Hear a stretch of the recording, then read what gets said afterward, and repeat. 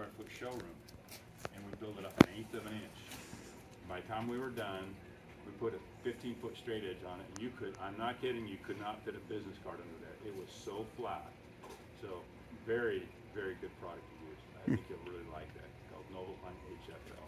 In fact, there was a company that was installing the big porcelain panels on the floor that was following us, and I mean, this wasn't scripted, but the guy came in and he says, "Whoa, whose level did you use?" And it's one of those we're like, "Oh crap, what you know, is this good or bad?"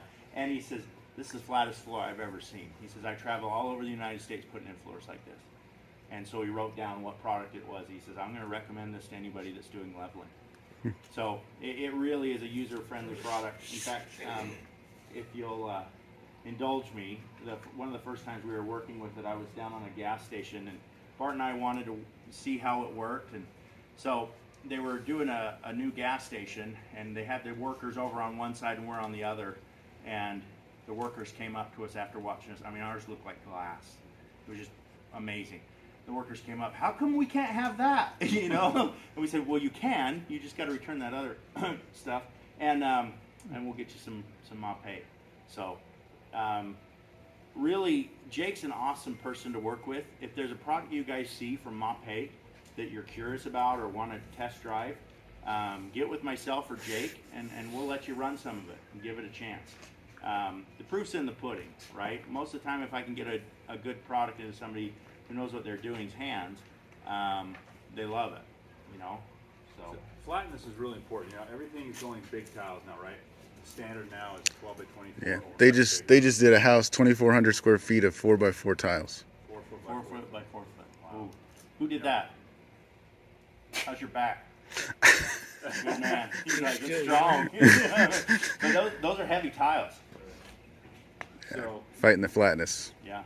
the normal flatness requirement is 1/4 and 10 feet, right? But when you use a tile that's got any one side that's 15 inches or bigger, now the requirement goes down to 1/8 of an inch and 10 feet, or 1/16 and 2 feet. It has to be that flat.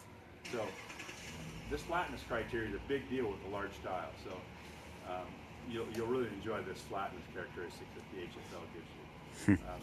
Speaking of 4 foot by 4 foot tile, we're doing the Denver airport right now, and I've been out there doing training with those guys, and some of the areas they're doing that, but actually the whole area is being dry packed with our dry pack mortar. But there's some areas where they missed it a little bit, okay? And so what are they doing? They're going over the top of it with that HFL to fine tune that. And man, I'm telling you, it's a game changer. It just makes it so much easier. How are we doing? I like it. We good to go? I think so. Yeah, I would say we're golden. So touch that. Oh, here, I'll show you. There's no transfer now. Okay. Okay. Got it. So I'm going to use this this cool sponge over here, this AquaZone sponge. Do we have a fresh bucket of water or not? No, I can get it. You can get one though. Okay. I'm gonna go get one. We'll use a fresh bucket so it makes it look pretty and clean instead of all this muddy water. Hurry, trying. Hurry. I know.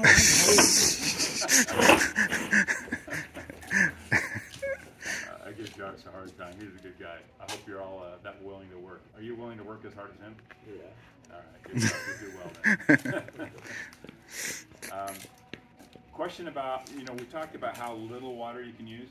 You said you also use Epoxy CQ grout. Tell me the difference between using epoxy grout and a cement-based grout in the cleanup. Way thicker, right?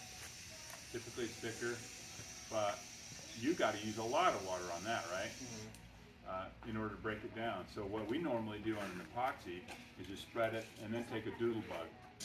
Y'all call it a doodle bug down here, that white pad? White? People know what it's called. The cheese White club? scrub pad. We always just called it a doodle bug my whole career. I don't know why, but anyway, it's that white scrub pad. You've all seen it. And we just knock it down with that, with plenty of water. And then you come back later and you wipe off the film, right? And dress the joints all pretty. But with that product, you're going to use a lot of water. If you don't, you'll end up pulling it and tearing it. So the water cuts that real well for you. So why don't you come up here a little closer?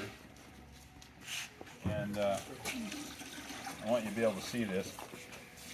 I showed him the grout water Oh yeah. demo. Yeah. Josh brought that up to my attention a while back, and you know, I just owe him the world. He's so smart. So anyway, I'll show you how much water I take out of this. I've taken a fair amount of water. So this is how much water I still have in it. Right? Not a ton, but just enough that it can still cut it. And I like this. Leave it flat. A lot of guys start carving and digging. Just leave it flat, so you don't start digging out any joints.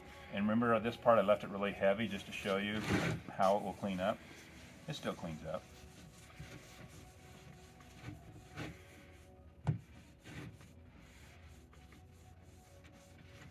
But there's no reason to start carving with an edge. If you leave it flat, the joints will stay full.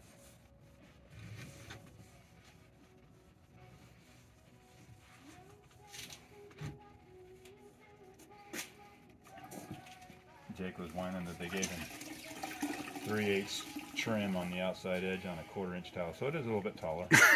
You know, well, it looks like a picture frame. It's gonna look like, I was gonna say, it's a picture frame. I thought on purpose. Yeah. So I have to kind Put it of on the do a little wall. bit of Yeah. It's decorative. extra dressing could. around here because of that, but that's all right. Yeah, normally that white edge doesn't. It's supposed to be level with the level of the Typically, type. yes. Yeah. Your edge profiling is level. It's better to be just a hair taller than short. That makes sense. Then you don't have that exposed tile edge.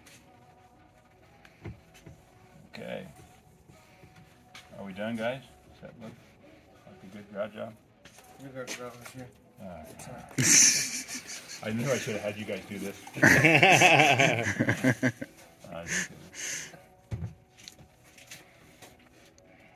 Hey, be careful. That's my dinner table. I know. So, pretty straightforward. It truly is easy to work if you give it the time to dry like it should. And those are full joints, and they're not carved out, are they? They look pretty decent. And especially now with rectified edge tiles, right? Man, they're square. Hey, what's up with that there? Did I get? Oh man. Is that from the spread or is that from the clean? Yeah, that's probably from the spread up. I didn't wash that as well. So I'll keep my sponge flat again and just go over it. How's that? Oh, okay. Good eyes. Glad you caught that. More better. More better. Lost my whore. Lost my whore. Heard that one a few times. All right. Good eyes. All We right. have a lot of hot water in the summer. Oh yeah. We need to How do you let deal the with water that? sit longer I'm so glad overnight. you said that. Yeah. You know, I know this is going to sound crazy, but all the technical people from the Tile Council of America and even our technical folks say, if it really is that hot, you know, go buy a block of ice or put it in your bucket. It will make all the difference. If you just put scalding hot water on, man, it's going to kick that off so fast you won't be able to. You've seen it, obviously. You know what I mean? We have a scratch coat product that's new. It's called PSC. You know, for if you have small little bird baths in the floor for LVP or LVT. Wonderful product. But the first time I was working with it was in Boise. It was 100 out. I made 2 boat anchors in about 5 minutes. You know, because the water was so stinking hot, and I wasn't thinking. It was 100% my fault, but I wasn't thinking. That hose has been in the sun. It's going to be nuclear hot coming out of that freaking hose, and sure enough, if I let it cool off, then it did what it was supposed to do. But yeah, we've got, in fact, that's one of the tricks we tell the guys that are doing exterior pool work, things like that. Put a block of ice in your water. Get that water as cold as you can get it before you add it into your mortars and Freeze things some like that. milk jugs. Yeah, we've had some guys do that. Yeah, Good idea. yeah. Really good idea. Also, when you're setting tile here, I know this isn't the ideal thing for you, but in really hot climates like you have here, sometimes we will recommend that you set tile, especially if it's outside, but sometimes even inside if it's not, you know, all climatized and locked up with cooler or AC. You work in the cool of the night, and so it has the whole evening to stay cool. If you try to get up at 5 o'clock in the morning and do all your work, that's all fine. It's nice and relatively cool then. But the gradient is going up. So it also is going to fry that cement because the gradient's going up immediately. If you're doing it at night, the gradient stays down and allows it to cure better, and you'll have a lot stronger joint. and bond with bin sets and everything else. Now I know you guys like to work all night, but you know, but dinner time is probably the best time to set tops. Like, honestly. So if it's on your own house, I'm just telling you that's really good. Yeah, if it's your own, yeah, after work's not a bad idea. Yeah, yeah.